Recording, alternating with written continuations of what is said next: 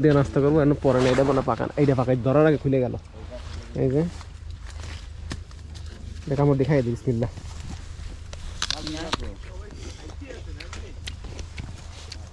একটু টক আর একটু পাকবে। শোন, কাজে নামতে হবে, ড্রেস চেঞ্জ করতেছি দ্রুত। কাজের মধ্যে দেখাচ্ছি কীরকম কাজ করতে হবে, সাথে থাকুন, পুরো ভিডিও দেখুন, লাইক সাবস্ক্রাইব করতে হবে।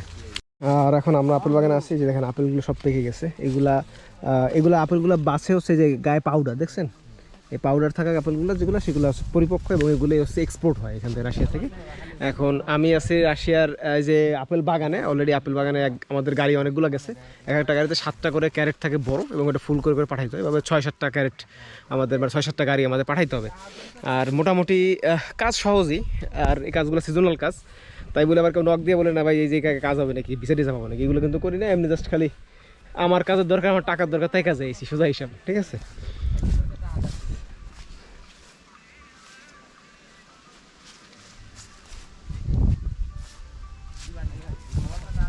প্রতিটা গাছে একেবারে ভরপুর আপেল। ওইদিকে যারা ছিল গাছগুলো সব মানে কালেক্ট করা হয়ে গেছে।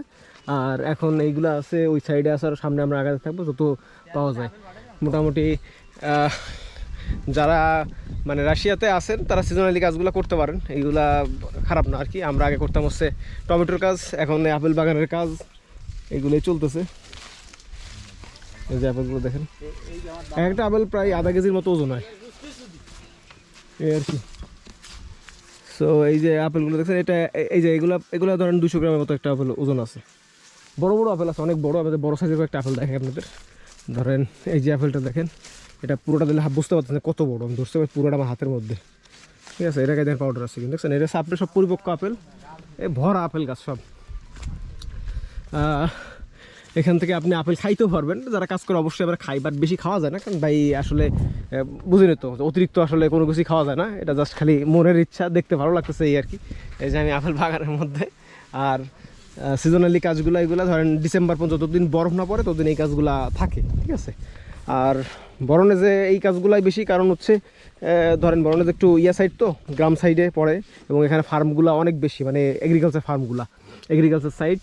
সো এইটা হচ্ছে এই জায়গার হচ্ছে কাজের একটা ভালো দিক, যে আপনারা সিজনাল কাজগুলোও খুব ভালো পাবেন। এবং একটা কালীন ধরেন শীতকালে যে ইউরোপ কান্ট্রিতে কাজ কমে যায়, সেক্ষেত্রে এই কাজগুলো কিন্তু অনেক ভালো, এবং আপনি একটা বড় অ্যামাউন্টের আর্নিং করতে পারবেন। এখানে 3000-এর উপরে হচ্ছে স্যালারি পার ডে, রুবল আর কি। সো বুঝতেই পারছি বাংলাদেশে টাকা 5000-এর মতো আসে একদিন কাজ করলে। এবং কাজ হচ্ছে সকাল 8টা থেকে বিকাল 6টা পর্যন্ত, প্রায় 10 ঘন্টার মতো একটা কাজ। সো কষ্ট হবে, কাজে তো কষ্ট অবশ্যই আছে, একটু দ্রুত করতে হয়। আবার এখানে একটু ব্রেকের সিস্টেমও আছে, ঠিক আছে। আবার গাড়িতে করে নিয়ে আসবে, এবং গাড়িতে করে আবার দিয়ে আসবে আপনাকে যেখান থেকে নিয়ে আসবে। সো সেক্ষেত্রে এই কাজগুলো একটু ভালো আরামে করা যায়।